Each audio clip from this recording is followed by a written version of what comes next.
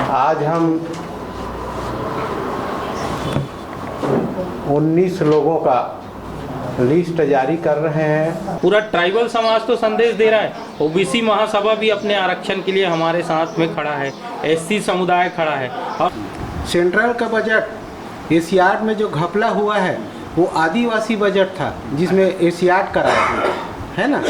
आदिवासी विकास का बजट में एशियाड कराए, वैसी ये सरकार भी सबको जय जोहार।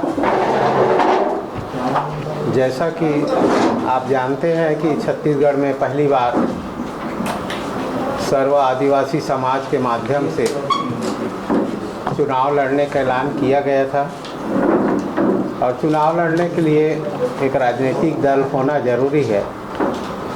और उस प्रक्रिया में हम लोग हमार राज पार्टी का पंजीयन कराकर 1 तारीख को इसका औपचारिक लॉन्च किए थे। और वैसे ही चुनाव आयोग द्वारा चुनाव घोषणा कर दिए गए हैं और वर्तमान में 20 सीटों पर प्रथम चरण का चुनाव जारी है। हम लोग भी प्रयास कर रहे हैं और आज आपके सामने हमार राज पार्टी पहली बार छत्तीसगढ़ में चुनाव लड़ने की प्रत्याशियों की घोषणा करने जा रहे हैं।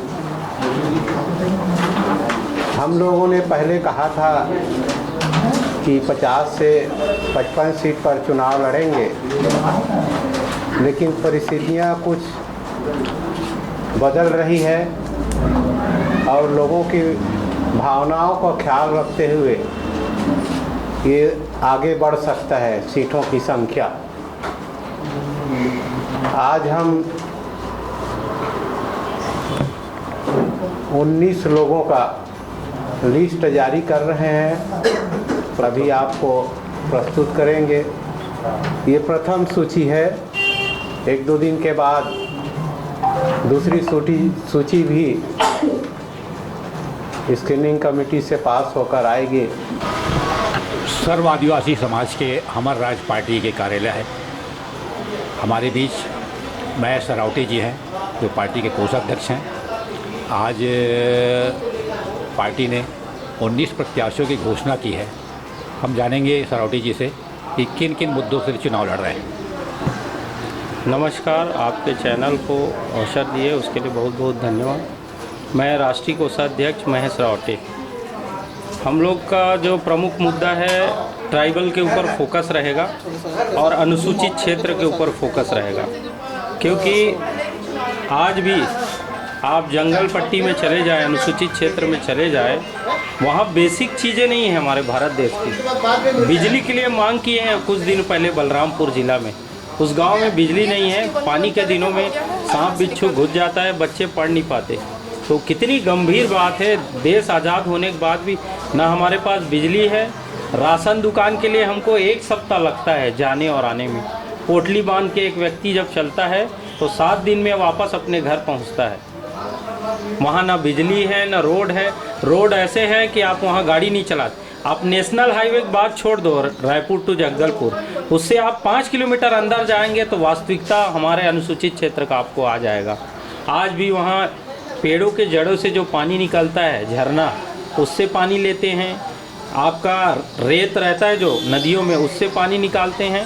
अभी कुछ दिन पहले दुर्गुकोंदल के अंदरूनी हिस्सा में पखांजूर साइड कुछ लोग शिविर लगाए थे, मेडिकल शिविर गवर्नमेंट के द्वारा। तो मेरे भैया भी मेडिकल ऑफिसर में थे, उन्होंने बताया उस गांव के हर व्यक्ति को पीलिया का समस्या है। इतना पीलिया में कोई व्यक्ति खड़ा नहीं हो सकता इधर मैदानी इलाके में। उनका शरीर कैसे मेंटेन कर रहा है?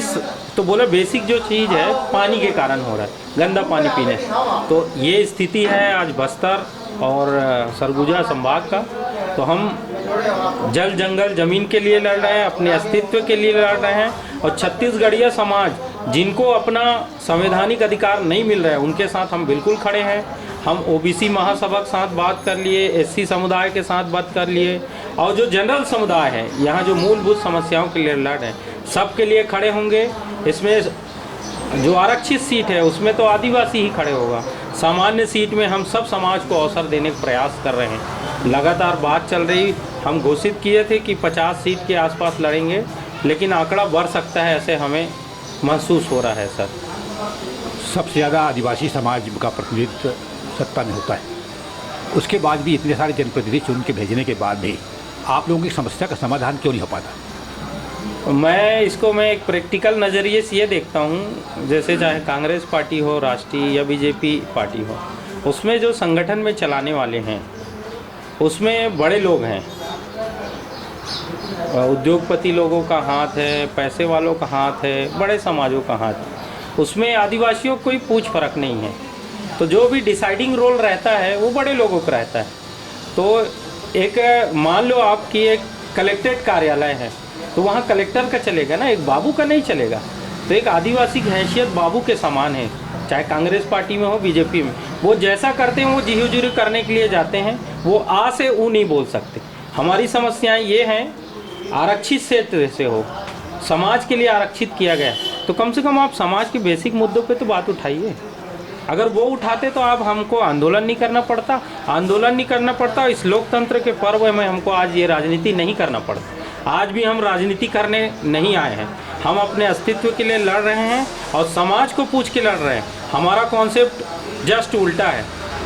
केंद्रीय बॉडी जो पार्टियां हैं वो दिल्ली से टिकट तय करती है। हम गांव-गांव में आप पता कर लीजिए, 30 गांव 40 गांव के बीच में बैठक करा के एक प्रमुख को डिसाइड करके उनको उठाया जा रहा है। तो हर क्षेत्रों से 2 लोग 3 लोग का नाम आ रहा है, इसलिए लिस्ट जारी करने में लेट हुआ हमको। फिर भी सहमति बन के एक नाम तय होके आएगा। हम जनता को बोले आप तय करो और आप ही जिता के हमको दोगे, ये हमारी ताकत है। और हर गांव से लेके ब्लॉक स्तर, तहसील स्तर, मुड़ा स्तर तक ग्राम को सब संदेश दे दिया गया समाजों के द्वारा। पूरा ट्राइबल समाज तो संदेश दे रहा है, ओबीसी महासभा भी अपने आरक्षण के लिए हमारे साथ में खड़ा है, एससी समुदाय खड़ा है, और स्वर्ण समाज जो अपने को दलित मानता है अपने कैटेगरी में, वो भी लोग हमारे साथ खड़े हैं। चाहे सेंट्रल गवर्नमेंट हो या राज्य सरकारें, जी, आप लोगों का अलग से मंत्रालय भी है जी। आपका सबसे ज़्यादा बजट का आवंटन होता है, इसके बाद भी आप क्षेत्र का जो विकास नहीं होता, इसके लिए पीछे कौन जिम्मेदार है? सिस्टम, प्रशासन बीच में ही गायब हो जाता है। इससे पहले हमारे राजीव गांधी जी ने कहा था कि 85 से 15 पैसा पहुंचता है वहाँ। मैं तो वो भी स्थिति को नहीं मानता। आज ट्राइबल के लिए आप आज़ादी से जो भी बजट पास हुआ है, इतने में तो एक हमारे आदिवासियों के पास मर्सिडीज़ खड़ा हो जाता। लेकिन आज भी देखो, वो लोग चप्पल नहीं है उनके पास, तन ढकने के लिए कपड़े नहीं हैं, छत नहीं है, घास फूस के घरों में रहते हैं, मकानों में। तो वो स्थिति तो पूरा बयां कर रही है ना। गवर्नमेंट छत्तीसगढ़ खुद मानता है कि सबसे ज़्यादा अनुसूचित क्षेत्रों में महिलाओं को रक्त की कमी है, एनीमिया है, पोषण का समस्या है। लड़ेंगे जीतेंगे, हमारा राज आई अब हमारा राज। सर्व आदिवासी समाज इस बार हमारा राज पार्टी का गठन किया है।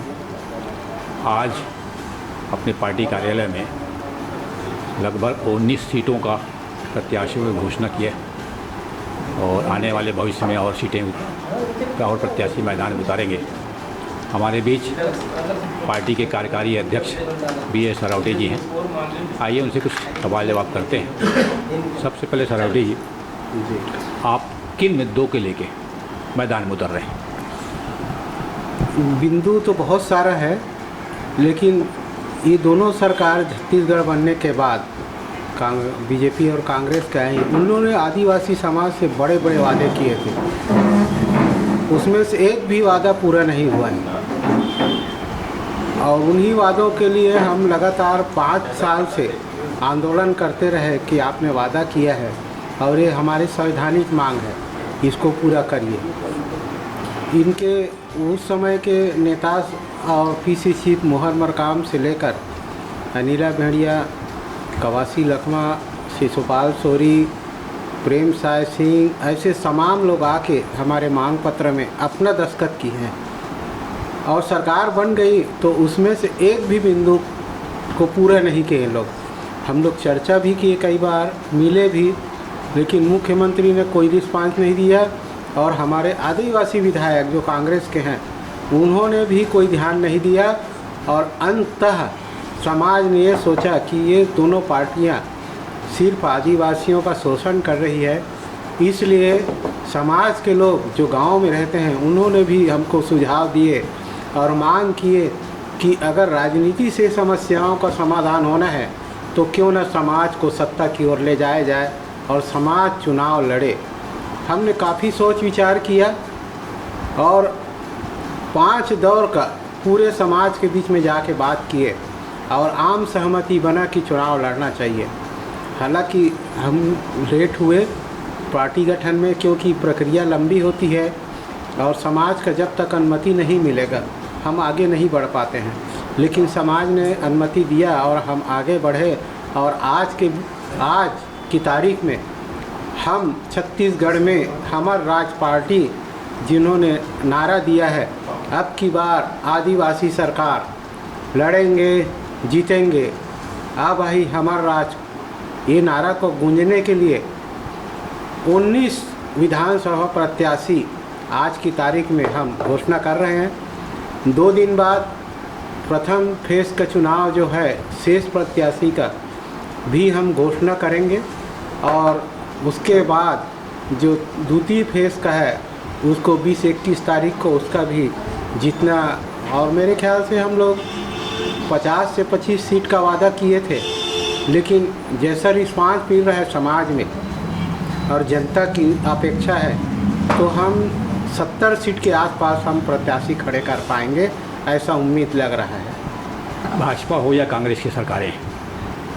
आपके जो कांग्रेस में मोहन मरकाम जी पार्टी के अध्यक्ष रहे हैं जी, उसी तरह भाजपा में विष्णुदेव साय, नंद कुमार साय जैसे दिग्गज भाजपा नेता रहे हैं। इसके अलावा भी जो जनप्रतिनिधि हैं सबसे ज़्यादा आप ही के लोग प्रतिनिधित्व करते हैं, सरकार में भी सत्ता में भी चाहे विपक्ष में भी। क्या कारण है कि आप लोगों की मांगों को जिस तरह से सरकार में उठाना चाहिए नहीं उठा पाते? इसके लिए क्या मतलब ये होगा आपका? देखिए, मेन तो समस्या यहीं आ रही है। आज लोकसभा में एससी और एसटी मिलके 131 सांसद हैं। ऐसी पूरे देश की विधानसभाओं में 1044 विधायक हैं। छत्तीसगढ़ में बोलूं कि अभी 32 आदिवासी विधायक हैं, चाहे वो किसी पार्टी में रहे। लेकिन बड़ी बात यह है कि कांग्रेस की सरकार में 30 आदिवासी विधायक हैं। उसके बाद हम लोगों की सामाजिक और संवैधानिक समस्याओं के पर गंभीर ना होना, ये बड़ा निगेटिव पॉइंट आया। और इसीलिए समाज बोला कि ऐसे जनप्रतिनिधि जिनको हम भेजते हैं और वो पार्टी के जाके सेवा में लग जाते हैं, गूंगे बहरे हो जाते हैं, बोल भी नहीं पाते, अंधे लुंगड़े लूले जैसा व्यवहार करते हैं, तो अब इनको छोड़िए और समाज से नए लोगों को नए ऊर्जा के साथ, नए मुद्दों के साथ जहाँ चर्चा होती है विधानसभा में वहाँ भेजा जाए करके समाज ने निर्णय लिया। हम तो टोटली सामाजिक कार्यकर्ता थे, सर्व आदिवासी समाज, लेकिन समाज की समस्याओं को देखे, बस्तर की समस्याओं को देखे, एजुकेशन का प्रॉब्लम को देखे, नौकरी का प्रॉब्लम देखे, आरक्षण की प्रतिशत को देखे, ये सब को देखते हैं तो सरकार सब जगह असफल हो गई और इसीलिए मजबूर होकर हमको समाज को राजनीति में आना पड़ा। और ये दोनों पार्टी समाज को राजनीति में आने के लिए मजबूर किया, ये आरोप मैं लगा रहा हूँ। तो क्या भारतीय जनता पार्टी के जो प्रत्याशी होंगे या कांग्रेस के जो प्रत्याशी होंगे, क्या इसको हराने के लिए सर्व समाज वो आगे आएगी क्या? बिल्कुल, सर्व समाज की ही समस्या है और सर्व समाज ही चुनाव लड़ रहा है। ये तो सामाजिक संस्थाएं चुनाव नहीं लड़ सकती, इसलिए हम पार्टी बनाए हैं, क्योंकि ये निर्वाचन आयोग का निर्देश है कि वही संस्था चुनाव लड़ेगी जो निर्वाचन आयोग में एक पार्टी के रूप में पंजीकृत होगी। और इसीलिए हम बहुत देर से शुरुआत किए, नहीं तो हम तो निर्दलीय लड़ा दिए थे भान प्रतापपुर विधानसभा में। लेकिन ऐसा लगा कि हम 10 जगह लड़ेंगे तो 10 चुनाव चिन्ह मिलेगा, तो हम प्रचार कैसे करेंगे? कहीं हंडी मिल जाएगा, कहीं नारियल मिल जाएगा, कहीं कुल्हाड़ी मिल जाएगा, कहीं नगाड़ा मिल जाएगा, तो मुश्किल होगा। इसलिए एक प्रक्रिया में आने के लिए और कम समय में ज़्यादा जगह हम जा सकें, ज़्यादा लोगों को जिम्मेदारी दे सकें, इसलिए हम पार्टी बनाने की ज़रूरत हुई। और पार्टी बनाने से आम जनता में जो उत्साह जगह है, वो नाम सुन के ही बहुत खुश हो जाते हैं कि हमर राज, अब आई हमर राज। मतलब कुछ भी बोलने के पहले से हमर शब्द आता है, उससे वो प्रसन्न हो जाता है और ऐसा लगता है उसको मैं अपने घर के लिए काम कर रहा हूँ। तो इसका रिस्पांस हमको बहुत अच्छा मिल रहा है। मतलब आपके जो विधायक मंत्री जो हैं, आप लोगों की बातें रखने में नाकाम साबित होते हैं क्या? एकदम नाकाम साबित हो गए। और मैं तो कहता हूँ ऐसा गुलाम विधायक सांसद पैदा करने के बजाय समाज खुद लड़ के आए और अपनी बात रखे। इसका ताज़ा उदाहरण ये बताना चाहता हूँ कि जैसे पेशा कानून 1996 में बना, कांग्रेस सरकार में जब सेंट्रल में थी, 28 साल हो गए, कई साल यहाँ सत्ता में रहे, क्यों नहीं लागू किया? और मैनिफेस्टो बनाया पिछले चुनाव के पहले, तो जो मैनिफेस्टो कमेटी के अध्यक्ष थे वो पूरे जिलों में घूम के पेशा कानून लागू करूँगा करके सहमति लिया और मंत्री भी बन गए, पंचायत मंत्री। तब उन्होंने 25 जगह मीटिंग लिया। मतलब आप मंडी व्यवस्था वापस लाने की बात कर रहे हैं? बिल्कुल बिल्कुल लाएंगे। और एक ही महीना क्यों धान खरीदेंगे? मंडी है, कृषि मंडी चालू करेंगे, जब मौका है, जब पैसा की जरूरत तब आओ। ऐसा कोई बंधन थोड़ी है। अफरा तफरी मच जाता है, किसान लड़ाई लड़ता है मंडी में जाके, हम आराम से खरीदेंगे, क्या दिक्कत है? अच्छा, आप एक सरकारी कर्मचारी भी रहे हैं, आप रिटायर्ड हुआ शायद मेरे ख्याल से? नहीं, VRS लिया। अच्छा, VRS लिए हैं आप ऐसे करने। तो आपको सरकार के कार्यप्रणाली से बहुत अच्छे तरह से अवगत हैं, है ना? दूसरी बात ये है कि चाहे केंद्र सरकार हो या राज्य सरकारें, करोड़ों सबसे ज़्यादा जो फंड है आदिवासी समाज के विकास और डेवलपमेंट के लिए पैसा देती है, आपको लगता है? और दूसरी बात ये है कि मतलब जो विभाग है आपके, उसमें आदिवासियों को जो कर्मचारी, ज़्यादातर आदिवासी कर्मचारी होते हैं वहाँ पे, इसके बाद भी बड़े पैमाने पे जब विकास नहीं हो पाना, इसके लिए कौन जिम्मेदार है? देखिए, बहुत अच्छा और बड़े गंभीर सवाल पूछे हैं और इस बात को समझ के बोलने वाला हमारे अधिकारी कर्मचारियों में हिम्मत नहीं है। मैं तो 10 साल बाकी था तब छोड़ के आया हूँ कि सरकारी पद में रहते हुए मैं काम नहीं कर पाऊँगा। और इसीलिए बोलता हूँ, हम लोग बजट की समीक्षा कर रहे हैं, कितना बजट आवंटित होता है। सेंट्रल का बजट एशियाड में जो घपला हुआ है वो आदिवासी बजट था, जिसमें एशियाड कराया है ना। आदिवासी विकास का बजट में एशियाड कराया। वैसी ये सरकार भी बजट का सही उपयोग नहीं कर रही है और बजट का पैसे विज्ञापन में जारी कर रहे हैं। आदिवासी बजट का विज्ञापन जारी कर रहे हैं सब योजनाओं का। ऐसा हम लोगों ने स्टडी करके निकाला है और उसको जब आएंगे चुनाव के दौरान भी बताएंगे। और बहुत सारे ये लोग बजट का सही उपयोग करते तो आज आदिवासी गांव क्यों, भारत के अब छत्तीसगढ़ के जो भी गांव है वो अच्छा होता और उसका स्थिति बहुत अच्छा होता, विकास का दिखता लक्षण। तो हमारे कुछ प्रोजेक्ट हैं, जैसे हमारा गोटुल संस्था है ना, और सांस्कृतिक पहचान है हमारा, क्या गुड़ी पथ है हमारा, देव स्थान है, उसको हम बेहतर ढंग से डेवलप करें। स्कूल भी बढ़िया बनाएंगे, अंग्रेजी माध्यम स्कूल खोलेंगे। बोलने में अच्छा नहीं लगता, नहीं मैं कहना चाहूँगा, आप अच्छा सवाल कर रहे हैं। 70 साल में हमको इन लोग इस लायक नहीं बनाए कि हम अंग्रेजी बोल सकें, इस लायक नहीं बनाए कि हम अंग्रेजी बोल सकें। इसके लिए भाई देखो, मेरा कहने का मतलब ऐसा है कि आपके जो लोग हैं, आपके जनप्रतिनिधि सबसे अधिक रहे शुरू से। ऐसा कोई आज की बात नहीं है कोई आज कोई नया कि 30 सीट मिले 32 सीट पर विधायक है। सबसे ज़्यादा जनप्रतिनिधि आपके रहे, सबसे ज़्यादा मतलब मैं समझता हूँ IAS भी काफ़ी लोग हैं, है ना, और अच्छे पदों में हैं लोग। तो ये सब लोग जिस तरह से आवाज़ उठानी चाहिए वो क्यों नहीं उठाते आते? क्यों, कहाँ मतलब वो वही तो मैं बोला 30 विधायक हैं जो अपना लिख के दिए हैं, उस बात को बात नहीं कर पा रहे हैं। उनके ऊपर या तो बहुत ज़्यादा दबाव है, अगली टिकट मिलेगा बोलोगे तो नहीं मिलेगा, इसलिए नहीं बोलते हैं। अधिकारी एजुकेशन का मैं बात इसलिए कर रहा हूँ कि 1984 के बाद 2000 तक डायरेक्ट एक भी IAS नहीं बना। अच्छा। और 2000 से लेकर 16-17 तक छत्तीसगढ़िया आदिवासी एक भी आईएएस नहीं बना। 16-17 में 2 लड़के बने हैं, मतलब 40 साल में 2 आईएएस बने। तो मंत्रालय में परदेसिया लोगों का राज है ना। नियम वो बनाएगा, कानून वो बनाएगा, उसके हिसाब से चलेंगे।